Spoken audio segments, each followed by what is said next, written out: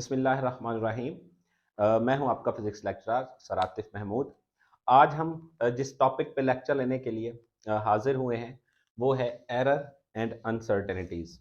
बच्चों, लास्ट में हम जिन लेक्चर्स में जो टॉपिक्स डिस्कस कर रहे थे वो थे सिस्टम इंटरनेशनल ऑफ यूनिट्स ने फिजिकल क्वांटिटीज़ को कितनी टाइप्स में डिवाइड किया हुआ है, और फिर उन क्वांटिटीज़ को मेजर करने के लिए जो यूनिट्स हैं उनको कितने हिस्सों में डिवाइड किया हुआ है, और फिर उन यूनिट्स को जो लिखने का तरीक़ाकार है वो क्या है, यानी कि इंडिकेशंस हम कैसे करते हैं यूनिट्स की, ये सारी हमने लास्ट लेक्चर में डिस्कशन की है। लेकिन बेटा, जब हम किसी क्वांटिटी को मेजर कर रहे होते हैं तो हमें जो सबसे कॉमन इशू आता है कि हम मेजरमेंट के दौरान जब किसी भी चीज़ को मेजर कर लेते हैं तो वो मेजरमेंट हमारी सही है या गलत। दो ही ऑप्शंस होते हैं। अगर सही है तो बिल्कुल अच्छी बात है, अगर गलत है तो वो कितनी गलत है। आपकी जो भी मेजरमेंट है उसके अंदर जो गलती होती है उसे कहा जाता है एरर। अनसर्टेनिटी क्या है ये बाद में हम डिस्कस करते हैं। First of all let us discuss error. फिर हम इसके बाद ये सीखेंगे कि एरर की टाइप्स कितनी है और एरर को मेजर रिड्यूस करने के तरीकाकार क्या है। तो आज का हमारा लेक्चर आपने अपनी फिंगर टिप्स पे बैठकर पहले याद करना है हम क्या सीखने वाले हैं। हम सीखेंगे what is error, second point पे हम क्या सीखेंगे, types of error, and third point पे हम सीखेंगे उनका क्या तरीका है एरर्स को रिड्यूस करने का। और इसके अलावा आखिर में जाकर हम ये सीखेंगे व्हाट इज अनसर्टेनिटी, और इस अनसर्टेनिटी का क्या मतलब है और इसको कैसे हम खत्म कर सकते हैं। तो आइए बच्चों, चलते हैं अपनी पहली पॉइंट की तरफ, वो है एरर। तो एरर को जब हम डिस्कस करने लगते हैं तो एरर का क्या मतलब है, गलती। ठीक है बच्चे, अब गलती देखें। आपने फर्ज करते हैं मार्केट से कोई चीज खरीदी और उसके ऊपर उसका जो मैस था वो लिखा हुआ था 80 किलोग्राम, यानी कि ये जो उसकी वैल्यू है ये मार्क्ड वैल्यू है। ठीक है, आपने फर्ज कर रहे हैं अपने घर में आकर उसको स्प्रिंग बैलेंस से या वेट मेजरिंग मशीन से उसका मैस जब दोबारा किया तो आपके पास वो मैस आया 81 केजी। तो ये जो वैल्यू है ये क्या है, ये है मेजर्ड वैल्यू। तो देखें जरा, जो ऊपर वैल्यू मार्क्ड थी वो कितनी थी, 80 किलोग्राम। जो आपने मेजर की वो कितनी है, 81 केजी।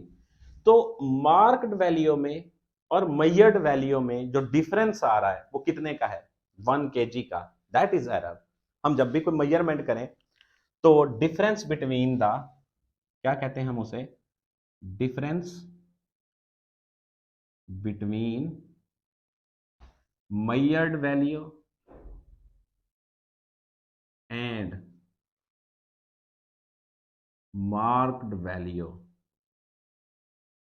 is called error। ठीक है मेरे बच्चे, तो ये तो है एरर।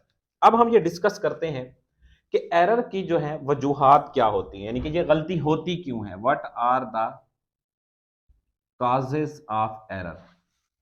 ठीक है बच्चे, एरर की बहुत सारी वजूहात हो सकती हैं, लेकिन उसमें से जो चंद हैं हम इसको डिस्कस करते हैं। पहली, हम कहते हैं कि ये होती है negligence, negligence of a person. एक वजह इसकी ये है, यानी कि लापरवाही हो सकती है। दूसरी जो है इसकी ये वजह हो सकती है इनअप्रोप्रिएट मेथड, इनअप्रोप्रिएट मेथड, यानी कि आपका मेजर करने का जो मेथड था वो ठीक नहीं था। ठीक है बच्चे, जो तीसरी वजह है वो होती है इनएक्सपीरियंस ऑफ पर्सन, यानी कि आपका जो शख्स मेजरमेंट कर रहा था उसका तजर्बा ही ठीक नहीं था। पहले उसकी क्या थी, लापरवाही, फिर मेथड ठीक नहीं था, या इनएक्सपीरियंस था, यानी कि जिस इंस्ट्रूमेंट से वो मेजरमेंट आप कोई कर रहे होते हैं अगर आपको तजर्बा ही नहीं है कि उसको कैसे यूज करना है तो डेफिनेट बात है आपकी जो मेजर्ड वैल्यू है उसमें कोई ना कोई गलती आएगी। तो ये जो एरर होता है इसे कैसे जो है ना, ये अगर आप इन तीनों वजूहात पर गौर करें तो आपको यहाँ पर कौन नजर आते हैं? ह्यूमंस। यानी कि जो लापरवाही होती है वो किसकी होती है? ह्यूमंस की होती है। इन अप्रोप्रिएट मेथड जो होता है वो किसका होता है? ह्यूमन का। इन एक्सपीरियंस कौन होता है? ह्यूमन होता है। तो हम कह सकते हैं कि डायरेक्टली जो एरर है उसके अंदर जो डायरेक्ट इन्वॉल्वमेंट है वो किसकी है? ह्यूमन बीइंग्स की। अब अनसर्टेनिटी को जानने से पहले हम इस पे डिस्कस कर लेते हैं कि टाइप्स ऑफ एरर कौन कौन सी हैं। तो जरा देखें, जो टाइप्स ऑफ एरर हैं ये हमारे पास दो किस्म की होती हैं। जो पहली टाइप है उसे हम कहते हैं रैंडम एरर, और जो दूसरी टाइप है हमारे पास उसे हम कहते हैं सिस्टमैटिक एरर। तो बोर्ड में अक्सर बेटा इस एरर का शॉर्ट क्वेश्चन पूछा जाता है कि give the difference between the random error and systematic error. आइए सीखते हैं कि आपने इस शॉर्ट क्वेश्चन को कैसे अटेम्प्ट करना है। मैं डायरेक्टली उस शॉर्ट क्वेश्चन की फॉर्म में ही इस आंसर को लिख देता हूं ताकि आपको समझ आ सके कि आपने कैसे इस शॉर्ट क्वेश्चन को लिखना है। तो सबसे पहले आ जाता है हमारे पास रैंडम एरर, फिर आ जाता है systematic error.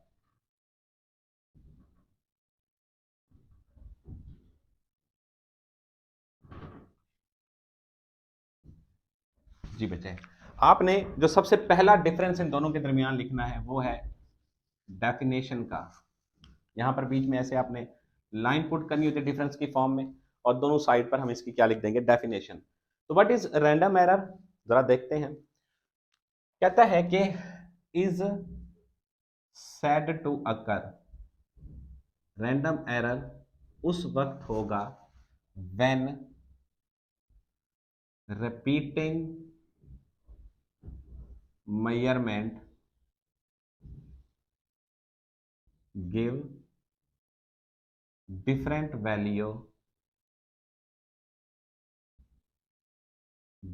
value of same quantity under same conditions। यानी कि आपने क्या किया, अगर एक मेजरमेंट आप ले रहे थे किसी एक क्वांटिटी की, अगर आपने उसे मेजर किया तो आपने उसे मेजर किया सेम कंडीशन के अंदर, सेम क्वांटिटी को मेजर किया, लेकिन आपकी जो मेजरमेंट थी उसकी जो डिफरेंट वैल्यू थी, जो रिजल्ट्स आ रहे थे, आप इसकी वैल्यू की जगह लिख सकते हैं गिव डिफरेंट रिजल्ट्स। जो रिजल्ट थे वो डिफरेंट आ रहे थे सेम कंडीशन के अंदर, सेम क्वांटिटी के जो रिजल्ट्स थे वो क्या आ रहे थे? डिफरेंट आ रहे थे। तो इस हम एरर को क्या कह देंगे? Random error. अब सिस्टमैटिक एरर का फिर क्या मतलब है? इसका क्या मतलब है जरा देखते हैं। It is the error, it is the error which affect all measured values, जो कि हर measured वैल्यू को क्या करता है? अफेक्ट करता है इक्वली। ये क्या बात हुई इक्वली कैसे?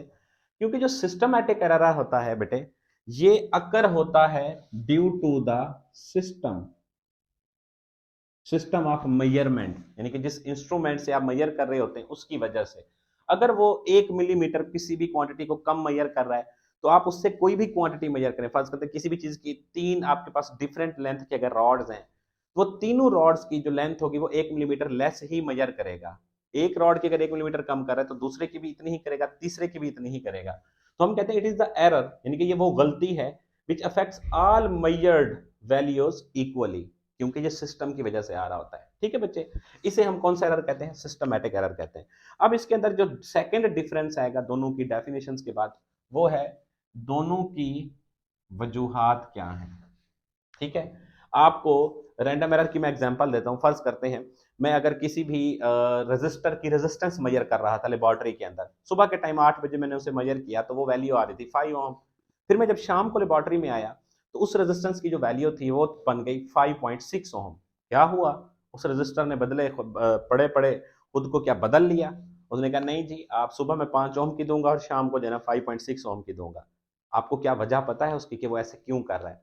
तो जो रैंडम एरर होता है हमें नहीं पता कि वो ऐसा क्यों कर रहा होता है। Maybe it is due to the fact कि वहां पे टेम्परेचर डाउन हो गया था लेबोरेटरी का, या कोई और वजह है जिसकी वजह से उसके रिजल्ट। तो इसलिए हम कहते हैं कि जो रैंडम एरर होता है इसकी जो वजह होती है वो अननोन होती है।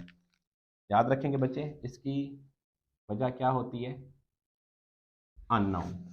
और इसकी वजह क्या होती है हमारे पास सिस्टमैटिक एरर की? Faulty apparatus. ये हमारे पास जो इंस्ट्रूमेंट मेजर कर रहा है वो फॉल्टी हो सकता है, इनअप्रोप्रिएट हो सकता है, लैक ऑफ टेक्निक्स हो सकती हैं उसकी।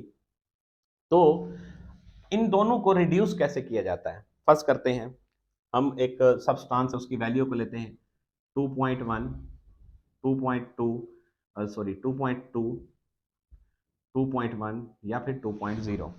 ये तीन रीडिंग्स हैं हमने किसी भी चीज की, इसको हम सेंटीमीटर कह देते हैं कि किसी चीज की हमने लेंथ मेजर की वो इतनी थी 2.0 सेंटीमीटर। हम ये मेजर कर रहे हैं तीन लेंथ, जबकि जो एक्चुअल लेंथ है मैं कह देता हूं कि वो कितनी है 2.2 सेंटीमीटर। अब जाहिर सी बात है आप अगर ऐसे करें कि आपने एक ही चीज की मेजरमेंट जब ली तो वो तीनों की क्या, एक की आ रही थी 2.2 सेंटीमीटर, एक की आ रही थी 2.1 सेंटीमीटर, एक की आ रही थी 2.0 सेंटीमीटर। तो डेफिनेट बात है अगर आप इन तीनों में से किसी को चूज करना चाहें कि आप किसको लेंगे तो आप डेफिनेटली चूज करेंगे 2.1 को, क्योंकि it is close to the actual value. लेकिन इसका एक और तरीका भी है कि अगर हम इन तीनों का एवरेज भी लें तो वो भी 2.1 आ रहा है, या हम अगर एक ही मेजरमेंट की ज्यादा वैल्यूज, ज्यादा टाइप उसको मेजर कर लें तो जो एवरेज वैल्यू होगी वो वेरी क्लोज होगी किसके? एक्चुअल वैल्यू के। तो हम कहते हैं कि जो अगला इन दोनों के दरमियान डिफरेंस आपने लिखना है वो क्या है? रिडक्शन।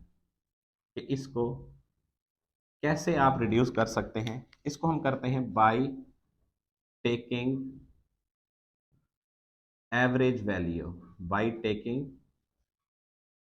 Average value. यानी कि जो आपने बहुत सारी वैल्यूज मेजर की होती हैं उनकी क्या ले लें? एवरेज ले लें, तो ये क्या हो जाएगा? रिड्यूस हो जाएगा। और इसको हम कैसे करते हैं? जाहिर सी बात है आपके अपरेटस की वजह से ये एरर हुआ है, तो इसको ठीक करने का तरीका कार ये होता है कि करेक्शन फैक्टर इज अप्लाइड। क्या अप्लाई करते हैं मेरे बच्चे? करेक्शन फैक्टर अप्लाई किया जाता है। तो करेक्शन फैक्टर क्या होता है? फर्ज करते हैं मैं आपको समझाता हूं कि आप जब किसी भी एक साल का दौरानिया मेजर करते हैं तो एक साल जो होता है, एक साल वो बराबर होता है 365 दिन और 6 घंटे। ठीक है मेरे बच्चे, 6 घंटे।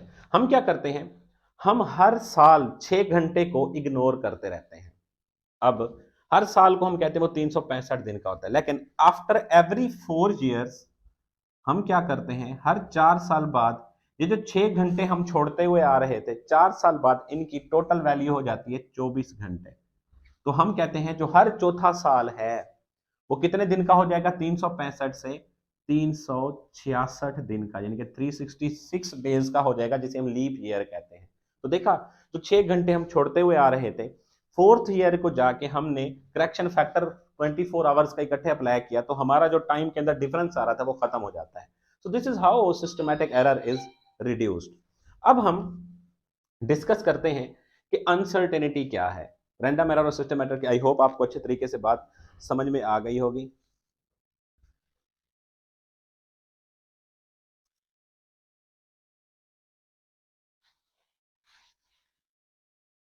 देखें जी, अनसर्टेनिटी एक बड़ी ही मजेदार चीज है। हम अगले लेक्चर्स के अंदर इसके ऊपर मजीद ज्यादा डिटेल्स में डिस्कस करने वाले हैं, क्योंकि ये बहुत ज्यादा मैटर करती है फिजिक्स के अंदर। जो अनसर्टेनिटी है मेरे बच्चे, इसे हम कहते हैं गैर यकीनी। गैर यकीनी, इसका कॉन्सेप्ट आप समझ लें, इसकी डेफिनेशन को रहना दें। देखें कॉन्सेप्ट क्या है इसका। आपको मैं कहता हूँ बेटे मुझे इस वक्त बताओ टाइम क्या है, तो आप कहते हैं सर 3:05 हो सकते हैं, 5 मिनट हो चुके हैं। मैं आपको कहता हूँ मुझे और एक्यूरेटली टाइम बताओ, तो आप कहते हैं टाइम जो है वो 3:05 और 53 सेकेंड्स हो सकते हैं। तो मैं आपको कहता हूँ बेटा आप दोबारा घड़ी पर देखें, तो आप कहते हैं सर अब तो 3:05 और 55 सेकेंड्स हो चुके हैं। मैं आपको कहता हूँ बेटा दोबारा देखो, तो आप कहते हैं सर अब तो 2 सेकेंड। तो मैं कहता हूँ बेटा क्या मुझे एग्जैक्ट टाइम बता सकते हैं? तो बच्चा जवाब देता है नहीं। यानी कि जो हम रीडिंग ले रहे हैं या मेजरमेंट ले रहे हैं, हम उसके बारे में कभी भी मुकम्मल अगर श्योर ना हो, या वो रीडिंग या वो मेजर्ड वैल्यू जिसको हम वैल्यू को मेजर कर रहे हैं वो हर लम्हे में तब्दील हो जाए, तो उसके अंदर ये जो तब्दीली होती है, हमने वो टाइम बताया भी सही, फर्ज करें मैंने बताया 3:05 और 53 सेकेंड्स हो चुके हैं, तो जाहिर सी बात है थोड़ी देर बाद वो टाइम 5 से 6 सेकंड ही इंक्रीज किया होगा। यानी कि प्रेजेंट वैल्यू से 5 से 6 सेकंड हम गलती पर हैं, गैर यकीनी पर हैं। तो देखा बच्चे, ये जो हम मैयर्ड वैल्यू जो भी कर रहे होते हैं, कोई भी वैल्यू मैयर करें और उसमें हम गैर यकीनी रखते हो, तो उसे हम क्या कहते हैं? अनसर्टेनिटी। अब बच्चा कहता है कि सर ऐसे अनसर्टेनिटी को फिर तो रिड्यूस ऐसे नहीं किया जा सकता कि आप हमसे टाइम पूछने की बजाय हमें आपको बताते हुए टाइम लग रहा है, आप खुद देख लें। घड़ी को खुद देखेंगे तो आपको एग्जैक्ट टाइम उस लम्हे में पता नहीं चल जाएगा। तो बच्चे अगर मैं उस लम्हे खुद घड़ी को देखूं, तो घड़ी से जो रोशनी टकरा कर मेरे आंखों तक आती है उसको भी एक टाइम चाहिए होता है। हो सकता है कि जब मैंने वो टाइम देखा वो 3:55 और 56 सेकंड थे, वो मेरी नज़र का धोखा था, या वो वाली लाइट थी जो मेरे आंखों तक पहुंची जब घड़ी की सुई 55 सेकंड पर थी।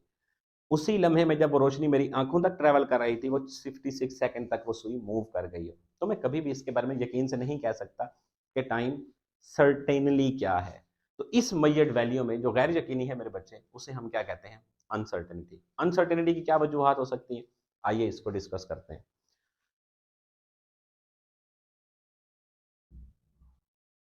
Causes of uncertainty. पहली काज है वो है लिमिटेशन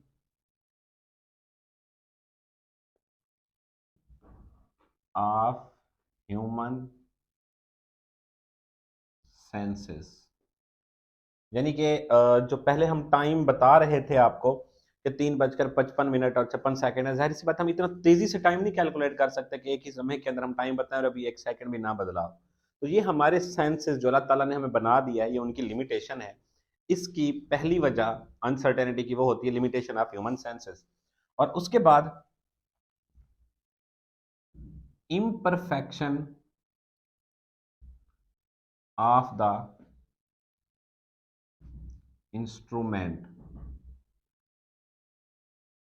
यानी कि जो इंस्ट्रूमेंट हम बनाते हैं मैयर करने के लिए, उसकी अंदर कमियां हैं, कोताहियां हैं। जाहिर सी बात है हम इतने प्रिसाइज नहीं हो सकते कि छोटी से छोटी चीज को भी मैयर कर सकें। बहरहाल फिजिक्स कोशिश करती है कि छोटी से छोटी चीज को इग्नोर ना किया जा सके, लेकिन फिर भी हम हमेशा इम्परफेक्ट रहते हैं।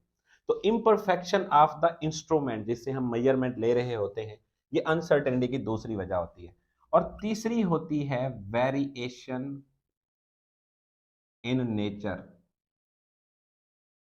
यानी कि जैसे नेचर खुद ब खुद बदल जाती है। थोड़ी देर पहले जब मैंने ये लेक्चर स्टार्ट किया, तो टेम्परेचर जो था वो 27 डिग्री सेंटीग्रेड था, मैंने गूगल पे देखा। तो जाहिर सी बात है अब बाहर बारिश शुरू हो गई तो टेम्परेचर आपका फौरन से क्या हो गया? डाउन हो गया। तो मैंने अगर किसी को फोन करके बता दिया था कि हमारे इलाके का टेम्परेचर इस वक्त 27 डिग्री सेंटीग्रेड है, और वो अभी इस वक्त बैठ के गूगल पे उसको रीचेक करेगा तो वो 11 डिग्री सेंटीग्रेड हो चुका होगा। तो इसका ये मतलब है कि वेरिएशन इन नेचर की वजह भी अनसर्टेनिटी हो सकती है। तो उम्मीद करता हूं आज का ये लेक्चर आपको अच्छे तरीके से समझ में आया होगा। आपने इसको फिंगर टिप्स पे याद रखना है। What is error, types of error. Types of error के में जो डिफरेंस है, डिफरेंस में तीन चीजें हैं: डेफिनेशन, काजेज, रिडक्शन। उसके बाद आपने याद रखना है अनसर्टेनिटी और उसकी काजेज क्या है। मिलते हैं नेक्स्ट लेक्चर में बच्चे। अल्लाह हाफिज।